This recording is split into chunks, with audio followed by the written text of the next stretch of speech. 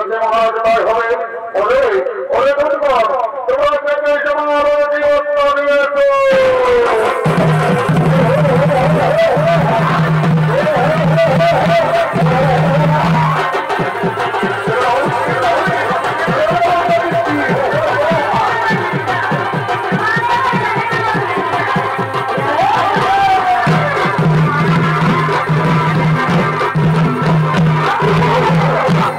চিত্রগুপ্ত, আমি আমার খাতা খুলে দেখুন চিত্রগুপ্ত, এই ব্যক্তি মর্তভাবে কি পাপ করেছিল? মহারাজ, এই ব্যক্তি দিন প্রতিদিন নিরহ পশু পাখিদের হত্যা করে বাজারে বিক্রি করে তারি মারে আর নিজেদের জীবিকা নির্বাহ করে মহারাজ। তাই বলেন মহারাজ, এই ব্যক্তিকে শাস্তি দেওয়া হবে। আরে ওরে ধন্যবাদ, এই ব্যক্তিকে অনন্ত করে উল্টো দিকে দিয়ে পুরা ঘাত করা হবে।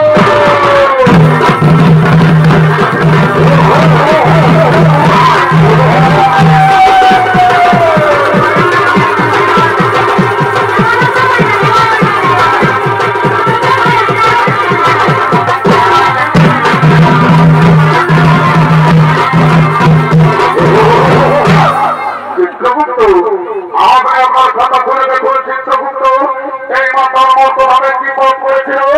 মহারাজ, এই মাতার প্রতিদিন মধ্যে পার করে বাড়িতে যেত মহারাজ। নিজের মা বাবা, নিজের স্ত্রী সন্তান, নিজের পরিবারের কর্তব্য করা। তাই বলে মহারাজ, এই মাতাকে কি শাস্তি দেওয়া হবে? ওরে বন্ধুগণ, এই মাতাকে 70 জন ধরে 70 ভাগ করা হয়।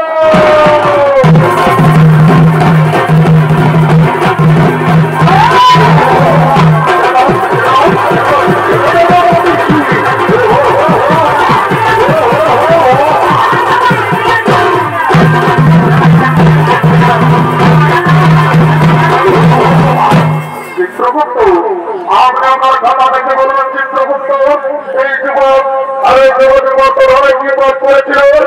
মহারাজ, এই যুবক নিজের মা বাবাকে চিনতে পারেনি মহারাজ। নিজের মা বাবাকে খাতে দেয়নি, নিজের মা বাবাকে ঘর থেকে তাড়িয়ে দিয়েছিল আর নিজে গলা ধরে দিয়ে আত্মহত্যা করে মহাপাপ করেছিল। আর এই যুবতী কি পাপ করেছিল চিত্রগুপ্ত? মহারাজ, এই যুবতী নিজের স্বামীকে ছেড়ে পরপুরুষ করেছিল প্রেমানি করে মহারাজ। আর নিজের শ্বশুর শাশুড়ি তা কোন খাতে দেয়নি। তাই বলে মহারাজ, এরা দুজনকে কি শাস্তি দেওয়া হবে? অরে দুর্বল, এই যুবককে জ্বলন্ত আগুনে আর এই যুবতীকে গরম জলে নিক্ষেপ করা হয়।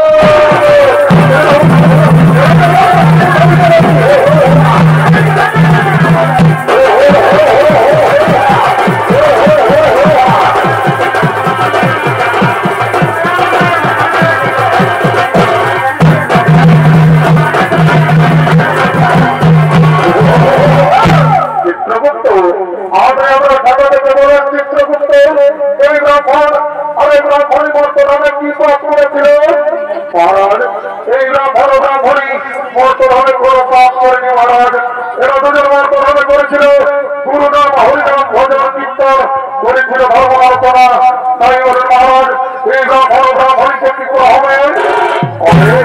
অনেক ধন্যবাদ, এই ব্রাহ্মণীকে পুষ্প করতে নিয়ে স্বর্গে মানা হোক আর পুনরায় মর্তভাবে মানব রূপে জন্ম দেওয়া হোক।